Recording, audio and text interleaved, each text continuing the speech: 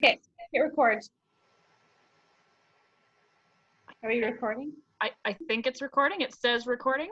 We think we're recording. Are we? I'm gonna guess it's recording. Okay. Well, hopefully this is recording. Okay, guys. So first up is Julie Hiner. And Julie, I can't even remember exactly where. How did we meet? I don't know. Maybe at the Windwards Collide Festival or through Tasia.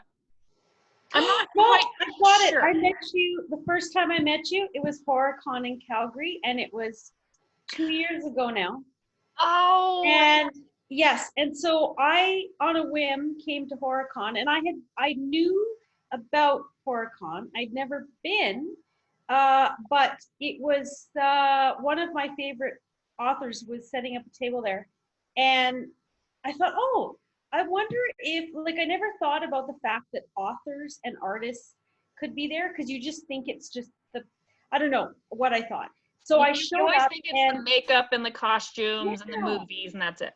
Yeah. But I met you and Tasia were sharing a table. That's right. And I met Con Lavery there, who I've read a lot of his books and totally follow him. So I follow you, I follow Tasia, follow him. And then I, of course, visited the other author that I was following and bought more of his books. But it was really cool because I bought a print that inspired a scene in my book. And I met people that draw, I met artists, I met you guys. Yeah. And so and then I went the year after because I thought, well, yeah. And then actually you and I were supposed to share a table there this year. No, sorry. We were both having tables there. Yeah, and we were going to have a table at HorrorCon together, or at Edmonton Con, but obviously the world happened, so. The world ended the day before we were supposed to go to the Dead Con in Edmonton.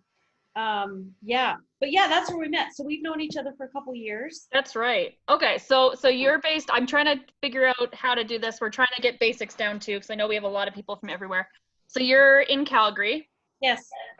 Okay, so tell me a little bit about yourself that you want the group to know. The girls. Born and raised in I am sorry to all the guys in the group. Oh, no, you're all girls now. Yeah, I born and raised in Calgary, had a fairly lengthy computer science career. Took a break from contracting, wrote a nonfiction book about me finding me. So I was really like massively fat and uncomfortable for most of my 20s, which took a toll on no, seriously, I know. I grew up feeling very uncomfortable with my physical being and very comfortable hiding behind books and computers. So in my 20s, basically got married. Husband took me to this massive mountain in France and we biked up it, and I thought I was gonna die, didn't die. It opened up a whole new Julie. And so I wrote a book. It's a fundraiser, so I donate all the proceeds.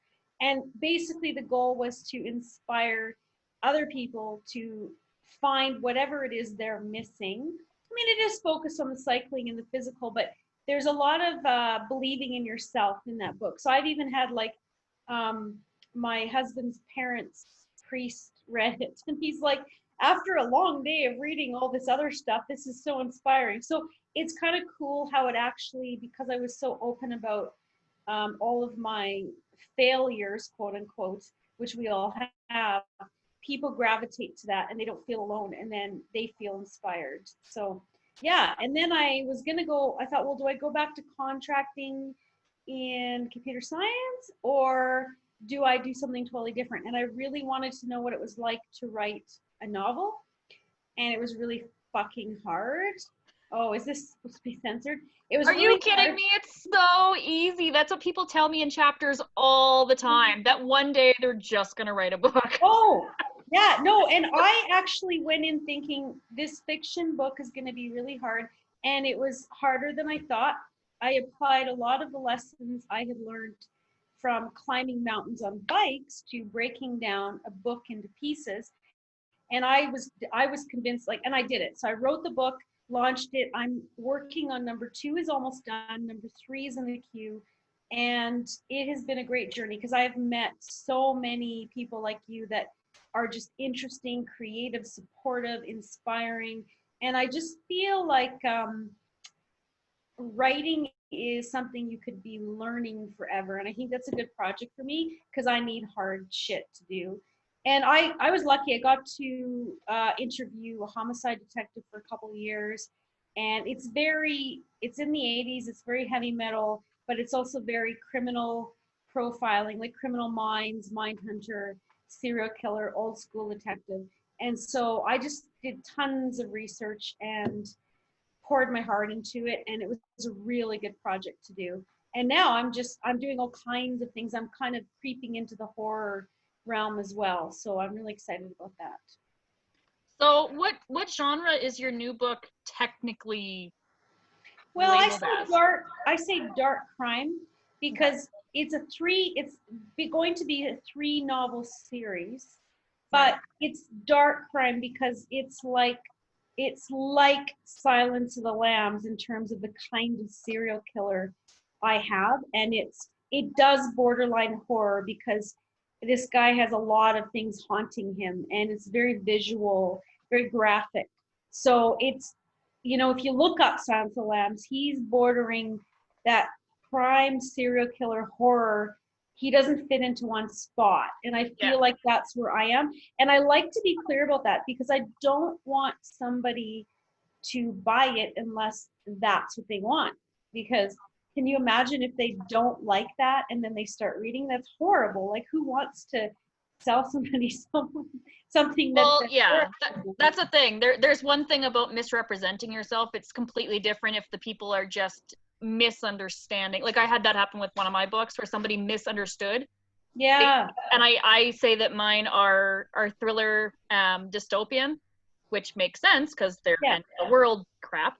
And somebody wrote a review that I actually really thought was fantastic because it was like the longest review ever. But it was all about the fact that I had said it was dystopian and it was not dystopian and blah blah blah. And I'm like, okay, and that's your interpretation. It was a great review either way. I mean, and they kept like trying to slam it, but they couldn't quite because they're like, well, I would have put it as 1 star, but the editing was phenomenal and this and that, and the plot was really good. And I'm like, all right, I think this is really a good review.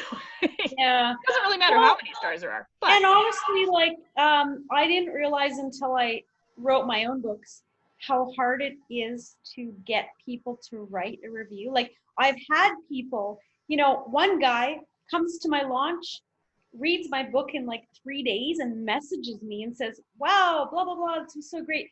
So I just suggested, hey, if you don't mind, uh, just copy what you said and put it in a review, and here's where you do it. But people just don't, and I don't know no, why. I don't know if they're uncomfortable or if they don't, I don't know, but it's really hard to get reviews. So I feel like even if somebody is on the fence about how they feel, they're still taking the time to go there and write that and say that. So I mean, that's an effort. Like, I remember reading Steve Stephen King's book on writing, and I think what struck me most about that was, like, he talked about this guy who, like, literally wrote him a letter that said, "You're like gonna fucking die and go to hell, and none of your money can help you," or something like that, because he had such a reaction to, I forget which book in specific, but Stephen's point was like, well, this guy took time to write a letter. First, he bought the book, he read the whole book, and then he took the time to write this letter. So it almost feels like, is that really bad? Like, yeah, he really reacted, he was very but passionate about it regardless. yeah, but he had a really passionate reaction Yeah.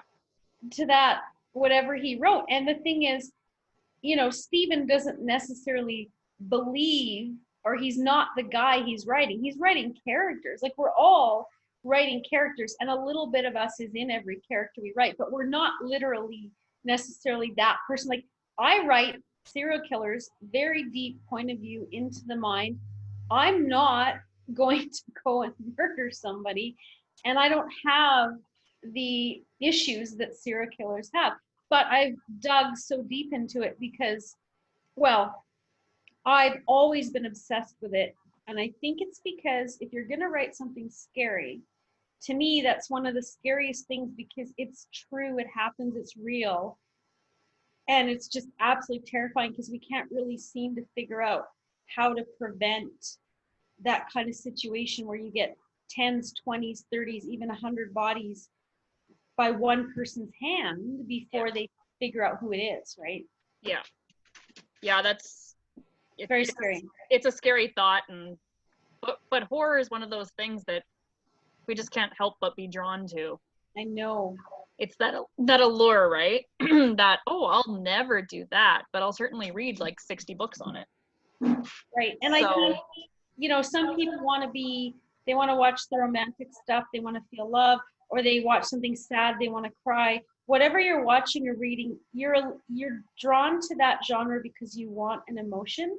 Yeah. And I think with horror, well, okay, I don't know why, but I like to be scared when I read or watch something. I want to be on the edge of my seat. And there's so many people, like if you look at Netflix right now, how many Ted Bundy spin-offs are there? How many? Gosh. And then there's Mindhunter, which is terrifying. One of my biggest inspirations. I watched it multiple times and just like drew on that. And Criminal Minds, how many seasons did they have? Like, and most of those are based on actual killers. And so people know this stuff is happening, but they can't look away. They're drawn to it because it's so horrifying. Yeah, well, that's a thing. Well, and I mean, even look at the pandemic stuff right now. Like, pandemic books are just flying off the shelves, and I'm like, really, people, we're living it. Like, if someone in my family was murdered, I don't know if I would want to be writing horror that was all about people being murdered. I can't say that for sure, and maybe that's, oops, cat. Maybe I'm an exception to the rule, right? Because I'm not reading any pandemic stuff right now. But yeah, it's definitely one of those things. So, okay. I did want to mention, because I'm trying to get an all-around picture of what people are doing and all this stuff. So you help out with the When Words Collide Festival as well, don't you? Aren't you on the committee? Yeah, I've kind of latched into, for a couple years now, helping to develop the panels that are in the crime area. And actually, it's been really great because there's another lady and we kind of do it together. And she focuses a lot on the whodunit and the cozy mysteries and that, which is awesome. And then I've been trying to bring a flair into these panels. Like last year, we actually did one that was really focused on serial killers. And we did have a local detective there. And we had several authors who are really, well, I was there and I felt like I was the least experienced, but I had researched tons of serial killers. The other two ladies, they really knew a lot about the psychology behind it and the psyche, and they're writers as well. So that was really cool because that room was packed and people want to learn how to write this type of evil. And then this year I actually had another one that I was inserting there that I had too many people interested in being on it actually, which was cool. So we'll just postpone it. But it was focused on, like, why do people want to watch Ted Bundy and Fuck with Cats, or sorry, Don't Fuck with Cats, and all that stuff that's on, like, why are there so many shows like that? And I think I know why, but like, it's a really great question because there's probably more than one opinion as to why are people wanting this. And so I'm hoping to do that like next year because I think it'll be better if we just wait and do it in person. So yeah, I've hooked in and helped out with the darker crime panels because a lot of them, they're interesting. They're like things about like, does it have to be murder and character and plot, but I just think that really dark part of crime is really interesting to people, and we haven't really had a lot of panels like that. And so just the fact that they were really full last year is a good indication that there is an interest in that for sure. Yeah, definitely. And then on top of that, so you've been doing story time on your website. How long have you been doing that for? Because that was just recent. Recent. Yeah, no, I just started that. Yeah, just recently. So when I set up my website, I've just written the one book. The other two are coming out, and there is a clear path for those. But when I set up the website, I really wanted to set it up to be dark crime and horror because I knew I wanted to start writing horror. Now I have written several short stories and will be venturing into either the novella or the novel. But the story time is a section on my website, and what it is I do crazy, hopefully scary makeup. That's the idea. I have a dark setting and I do a video and I do a reading and I get permission from the person who wrote the story or the book to read a snippet. And the authors that I admire that I can reach out to and say, can I read this? And then they have a week where on my website, there's a page that has all their information, where to get the book. And then I have like a 5 to 10 minute video of me reading a portion of their book in my makeup in the dark with the creepy background music.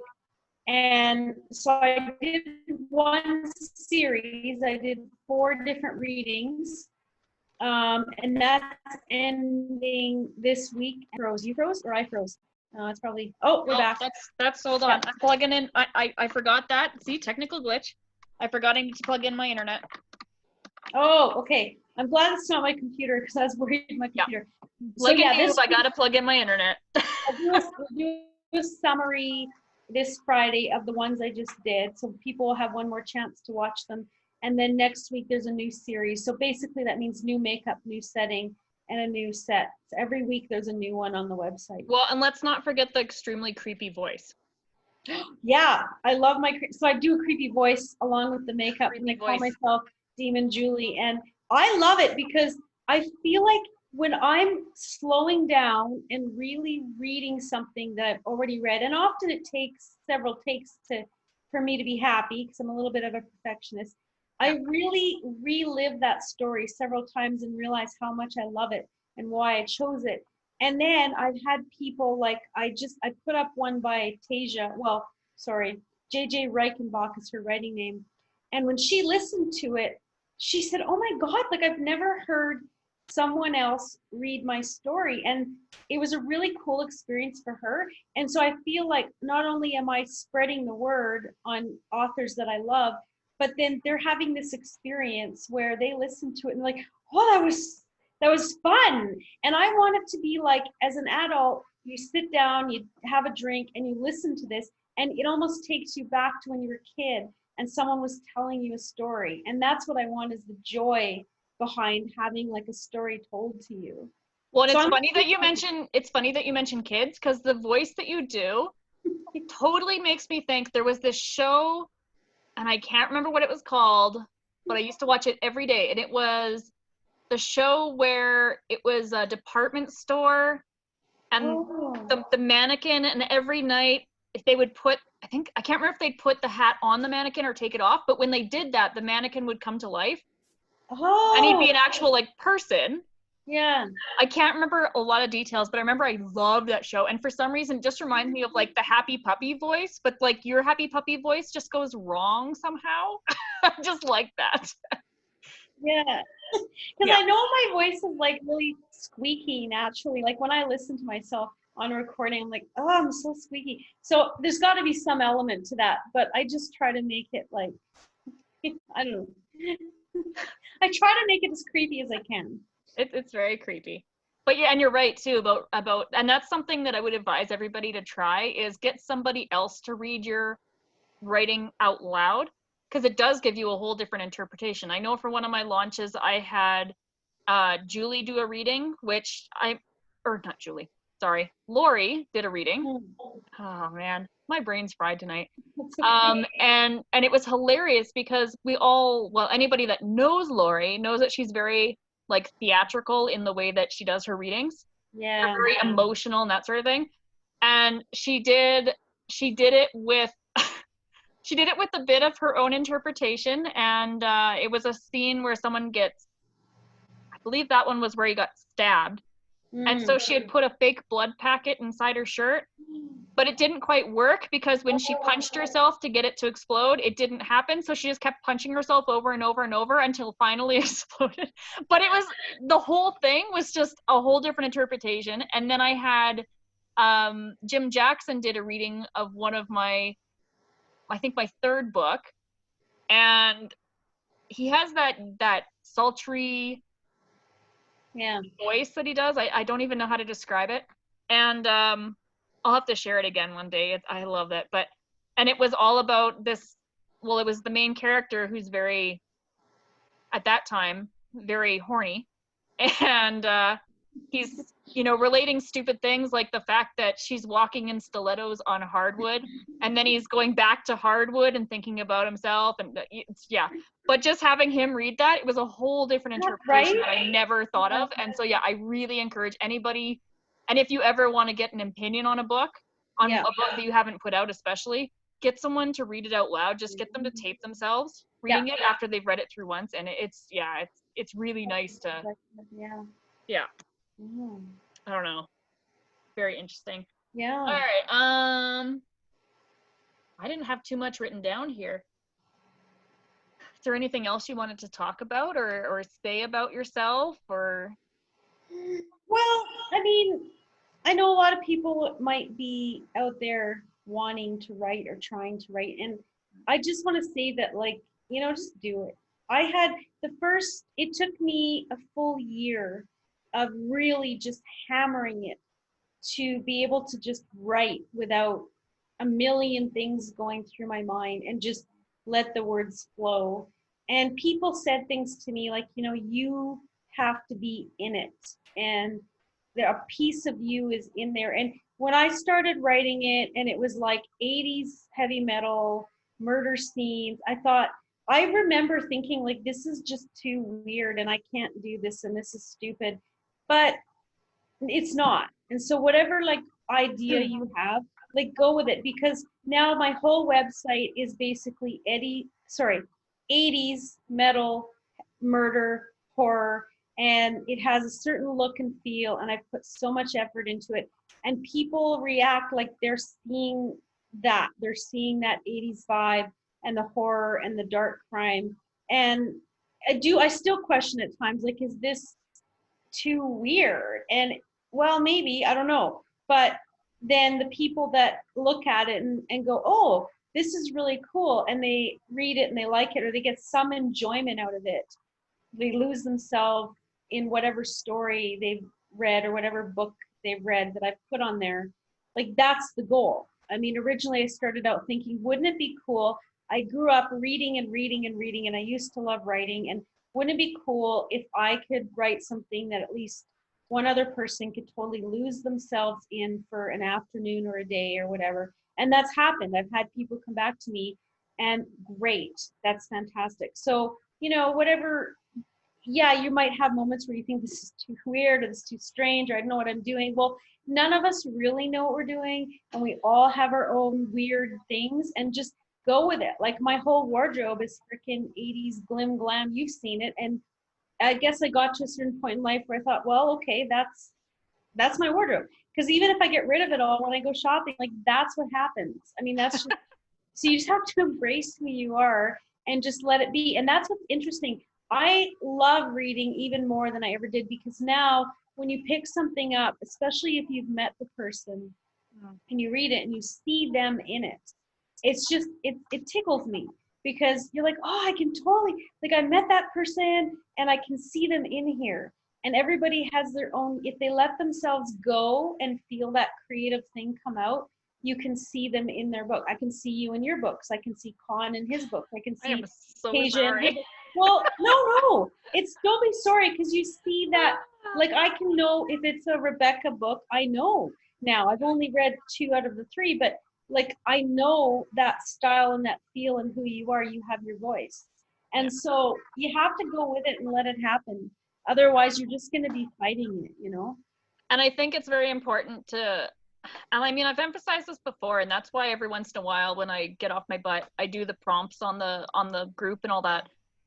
It's very important for people to understand that not everything you write is a gem.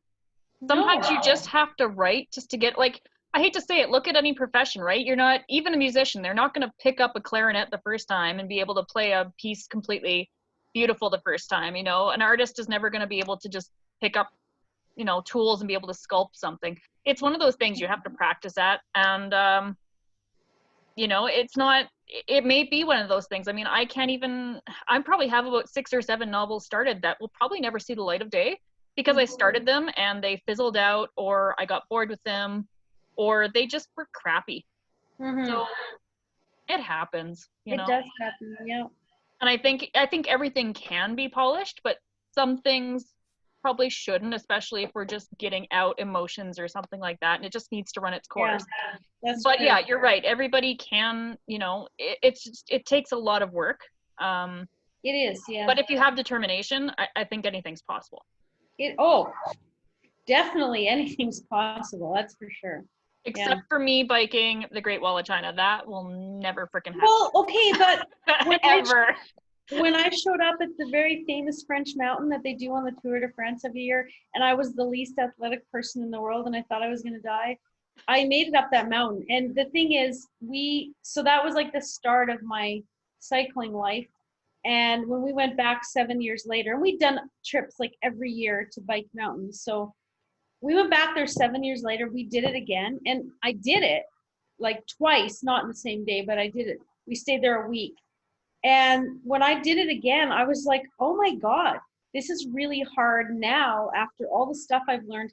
I was really impressed with the Julie from 7 years ago that somehow, like, it was basically mind over matter. I decided I need to get to the top because my hotel is at the top. And I don't know how long this is going to take, but I have to do this. And it was brutal. But I mean, in the end, like, even with the book, I think writing that book might have been as hard because I didn't know what I was doing, and I just did I just threw myself in. I went to classes, I got feedback, I had people review the work, I interviewed the detective, I researched a whole bunch of things like autopsies and and like, yeah, medical examinations and chemicals, and like there's all kinds of stuff that and I just did it. I threw myself in and did it. So I think Yeah. anyone can, and it's how much do you want it, how badly do you want it? I kind of view writing a book as a marriage. Like you get married at first and you start writing your book and you're like, oh wow, I got a page done. This is easy, blah, blah, blah. You have that honeymoon phase. And then you get the book written and you're like, I rock at this, no problem. Like I might as well just wrap myself in cellophane right now and show up at the door and he'll be happy kind of thing. And then, you start the editing and all of a sudden you hate the partner because this just sucks. I mean, I don't traditionally publish, so maybe it's different with those guys. But yeah, I don't know. Publishing, man, it sucks moose balls. Like, just sucks. But well, I don't know. Like, so because I had a career where I had to, like, I was writing massive, very technical documents that I needed 20 people, say, to agree on before they spend however much money on this system they're going to build. And so I guess I was used to, like, and even in the days when I was coding and stuff, I guess I was used to throwing myself out there and just, I never, like, I learned how to not take it personally. right. And I guess I'm really grateful for that because when I did get really, like, I had several reviews that I signed up for at various places. You can, there's places that you can do this. I was so happy to have very specific, like, I like this because, I don't like this because. And then when I had beta readers, I lucked out because I had some pretty tough, harsh, but I knew these people. I knew some of them, I didn't know some of them. And it was actually really good for me because I could exactly see, like, all these things that were really bad and boring and terrible, but you're so close to it, you don't see it. And you've read it so many times, you don't see it. So, and then even my editor, who, she constantly is excited about how hard she can be on me. And I'm like, well, yeah, because I don't know. I've read this so many times. Like, I can pick up any book and tell you, this is terrible because, or this is good because. I can do that. But when it's my own book, you're so close to it and you've read it so many times, you don't see it. And I don't want someone just to read it and say, yeah, I loved it. I don't want that. I want to know before I put it in a book and have a big party and celebrate, that I want to know if there's something like, this guy didn't need to be there, or this middle part, I got so bored I wanted to put it down. Well, I'd like to know that before I put it together. Yeah. So I was really happy with that process, even though it was hard. But I think I was used to going through that cycle so much that like it didn't seem that bad for me. And then this That's time true. for book two, like I have to be honest, I was really surprised. I had some repeat beta readers and some new ones, and like there's just not as many problems. And I think it's from learning and getting better and practicing. And then the third one is written, it's drafted, so definitely people will get at least 3 books out of me. And it just that draft was, I mean, I went off the rails with that book. Like I think it gets really interesting because I'm not as scared to write things like blowjobs and strippers and cocaine, and which it just, there's reasons that all this stuff starts to happen and it is well placed in book three, but I'm not as afraid to write all that stuff. And I think at first, like the first time I tried to write sex, I'm like, oh, tee hee, I don't know if I can write I this. think you may have actually asked me for advice on that at one I think point. I did, yeah. I feel like there was a conversation about that. Yeah. Yeah, So, and fear does have a big part to play too. I mean, my next one, I've had it written since 2018, I think. oh, And I just was completely scared to yeah. to to do anything with it because it really does, it borders on snuff. And it's the character. There's no other way to write it. That's the character. He goes through a lot Well, of and crap, you and know, that's the only way it could happen. yeah. But I didn't want to be portrayed as that kind of writer. But I've kind of Mm, learned that well, but it's a story. if you're writing a certain thing, like I watch Mindhunter. Like I said, Mhm. another big one was True Detective, the first season, and I watched that because the detective I was interviewing told me, like, if you want to watch anything, watch the first season of True Detective because the way they do the bodies and how dark it is and the way they talk to each other. And I don't know if you've seen that, but like sex is a huge part of that, and it's a numbing agent for what they're going through and what they're seeing, what they're dealing with as detectives, and seeing all this. The one guy, like, this is his, alcohol and sex with young girl. Well, not like they're of age, but Right. and there is very like kind of a hard sex using it to numb pain. Well, that's what you have to be able to write if you're going to write like really dark crime or what you're writing. You have to be able to write that kind of stuff. And so I realized, okay, I need to just embrace this, and it was very freeing. And yeah, now it's great because now I can just sit down and just write something, and if I throw it away, I throw it away. If I don't, I don't. Whereas a couple of years ago I couldn't do that. And so no matter where you are, you can get there. It's just practice, like anything, just Yeah. practice. Right? And I think you're right in that a good editor can always make the process. I mean, I enjoy the process once it's gone to editor. Yeah. And we booth. Oh my God. We both, oh, this is a late night. Kids are almost in bed, it's time for sleep. No, we both use the same editor. It's Tasia Morgan that's on our group. And nobody else can use her because, Well, she's really I busy need now. time. What's that? She's really booked up now. I know she's really booked up, Um, so no one else can become her client. I'm just telling you now. But if you really wanted to, she is yeah. phenomenal. And Yeah. really Cool. and she's really flexible too. Like with mine, because I write by disassociation. I don't really like, my characters have their own personalities and stuff. I think I've bitched a number of times lately that they're just hounding me about getting back to the books, and I don't want them to because I have other things as priorities. But I've kind of just given up. Yeah. And let them do their thing. But the third book, I mean, he absolutely hated. You know Sandra that's on the group as well. Yeah. Okay, my character from the third book, him and Sandra, I don't know what it is. Like, they hate each other.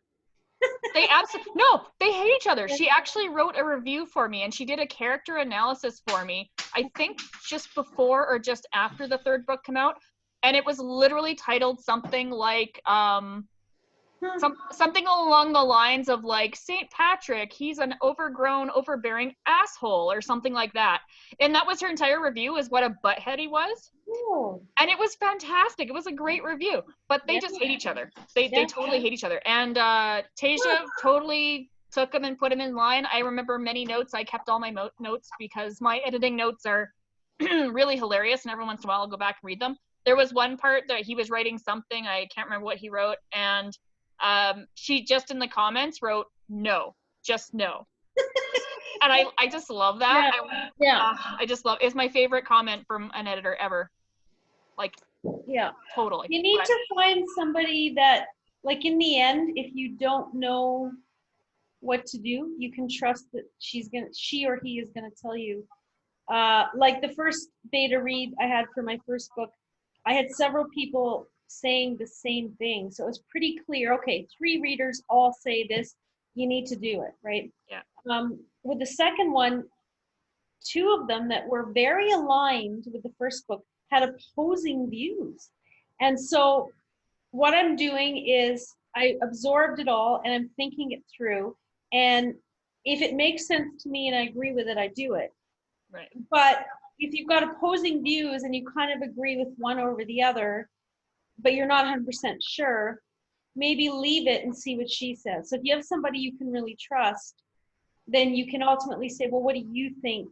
Because I think it's actually fine the way it is, but you have this person. And I think what's happened is the one reader is wanting something different than what I'm writing, whereas the other reader is liking where my voice is going. But I'm not 100% sure. So it's good to have that other opinion that you can trust for sure. Yeah, and that's really hard when you have beta readers that do that, because sometimes they do want it rewritten or want it to go in a different direction because they want something different. You know, they don't want that character to die because they really, really love that character. So if there's any way you can save them, but if you save that character, it doesn't make sense. Yeah. Like it just has to happen. They just have to die. So yeah. And when you write horror, sometimes people just have to die. It's one of those things. And I like endings that aren't good. So I'm probably going to write endings that aren't good, and not everybody wants that. And so I know that. And some people want it, some people don't. Yeah. So I do have to ask though, I think the last question I had was, okay, so your newest book that is out, Final Track. Yes. That's my only fiction. Yes, yes. With going into like old school horror, and 80s metal, do you find that puts it into like a niche market, or do you find that it's still pretty broad because it's, well, you know? I would love to know the answer to that. So it may be putting it into a niche. I'm not sure. I had the launch, and then I had like 3 major, actually 5 or 6 major like kind of signing events that I was going to go to, where I could really test out like who wants to read this. And of course, everything sort of ended for a while. So I don't know until I have a chance to get out there. Now, for the online thing, with now that I'm targeting my social media to the murder and the 80s, it's all very 80s. I am getting a lot of people that are interested in 80s or horror or murder attracted to it. But it's really hard to say, like, are those people all people that are attracted to the 80s flair? Right. Or is it broad enough because it is serial killer murder? Like, I'd love to know. And I think I'm learning about how to sell my book online. I don't really know how to do that, but I've done a lot of work to set up my author platform and to attract readers. Now the next step is to actually start attracting readers and find out who. I do suspect that if people really like the dark serial killer, they'd like it regardless of what era they grew up in. But I also suspect that having that 80s flair, somebody might gravitate to that because of that. So it might, that's a really long way of saying I'm not sure if it's a niche or not. But it might be. I mean, the first book is all the murder scenes are very 80s metal. So if you grew up then and you know those things, you're going to put those puzzle pieces together quicker, you know. And then the next book it's kind of like it goes back to the 70s, but it also goes forward in time into the late 80s at the same time. So, and then the one after that is probably going to go, oh, sorry, it goes more into the 90s. So there's a very big music flair to all of it, but it's still criminal profiling, murder mystery. So may or may not be a niche, and I'd love to answer that once I learn how to actually sell my I'd be books interested to online. know. Yeah. Yeah, yeah, and I would love to learn how to do that and sell the books and then find out who's reading them, and then I can answer the question. Okay. All right. Well, I think we're almost done because I don't want to make the Yeah. recording too long because I have to figure out, still have to upload it. And Yeah, and people aren't getting, probably right now they're still listening to us and like, they're oh, probably going, this has no specific topic at all, which is just fine because this is just learning about the people and that kind of thing. So that's all right. Yeah. Is there anything else last minute you wanted to say? Well, if you want to know what I write, if you go to my website, killersanddemons.com, and sign up for the email list, you get a free story. So that'll give you a little bit of and there's also actually on the main page, you can download the first few scenes so you can get an idea if you even like it at all. And then hopefully when you do more interviews, I can learn about, what other people are writing if I don't already know, and have a little taste of what they're writing too. So yeah, and definitely afterwards I'll post all the links for these in the comments or that'd be cool. someplace on the posting. So you'll figure it out. We'll figure it out. I don't know. It's I'm going in it at this point. But okay, well, you hold on, Julie. I'm gonna hit stop record and we'll see how this goes. Thank you.